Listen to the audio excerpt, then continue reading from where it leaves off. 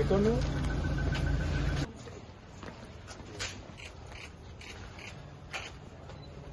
ఎప్పుడు మొన్న కదా నల్గొండ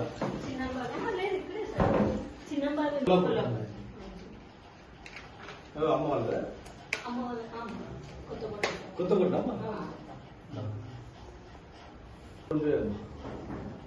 ఇక్కడే ఆ కేసు ముందు నడుస్తుంది సార్. కాకపోతే బెయిల్ కోసం అప్లై చేసింది అక్కడ అడ్రస్ అవ్వలేదని చెప్పేసి మళ్ళీ వచ్చేసాను. అదే కేసులో మళ్ళీ ఫస్ట్ టైం అరెస్ట్ చేసింది. అరెస్ట్ చేసి ఫస్ట్ టైం కర్నూలు అయింది. కర్నూలు పోయిందా? కర్నూలు పోయింది. అప్పుడు డిగ్రీ ఇచ్చింది సార్ అని పుట్టిరండి. తర్వాత మళ్ళీ ఇది బొబ్బిల్లో కేసు ఉంది సార్.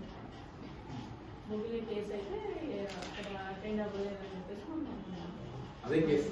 అదే సేమ్ కేసు. కర్నూలులో వేరే కేసు, బొబ్బిలి ఒకటే కేసు. బొబ్బిలి అని చెప్పేసి మళ్ళీ వచ్చారు సార్. కేసు ఎందుకు మీరు కేసు దేశద్రోహం కేసు పెట్టారు సార్. బెయిల్ అప్లై చేసినామన్నారు సార్. అంటే రిమాండ్లో పెట్టారు సార్.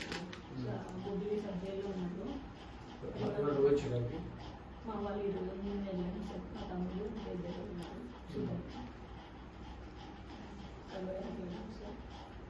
బెయిల్ అప్లై చేసినామన్నారు. ఈ 2 రోజులు బొబ్బిలి జిల్లాలో ఏటీ పోలీసులు కాకుండా 3 పోలీసులు వచ్చింది. వాళ్ళే తప్పదు అంతే కదా.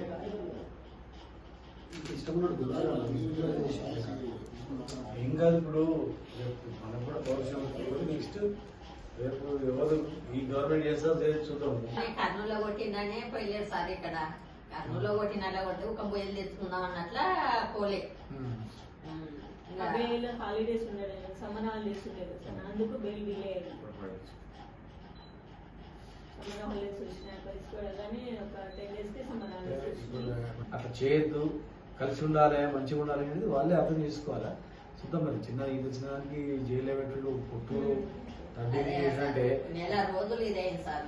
ఫస్ట్ కోలుకోవడానికే 10 రోజులు పట్టించారు కర్నూలులో. ఇప్పుడు మళ్ళీ ఇదేమో ఇన్ని మళ్ళీ రిమైండే అంటున్నారు. రిమైండే ఉన్నారు.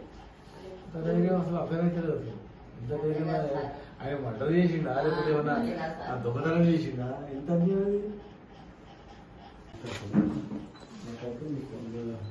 చెప్తాను బెయిల్కి కావాలి, షూరిటీ కావాలి, మనసు ఎట్లా చేయాలో అమౌంట్ ఇవ్వమంటే పెట్టి షూరిటీ ఎంత పెడతారో అర్థం. షూరిటీ బెయిల్ గ్యారెంటీ అయితే షూరిటీ ఏదైనా కానీ 2 లక్షలు కలెక్ట్ చేసి పంపిస్తాను. నేను దాన్ని బాధపడుతుంటా వెళ్ళి అందరూ ఉన్న కళ్యాణంతో ఒక షూరిటీస్ కూడా నేను మాట్లాడుతాను. నెంబర్ తీసుకొని చెప్తే షూరిటీ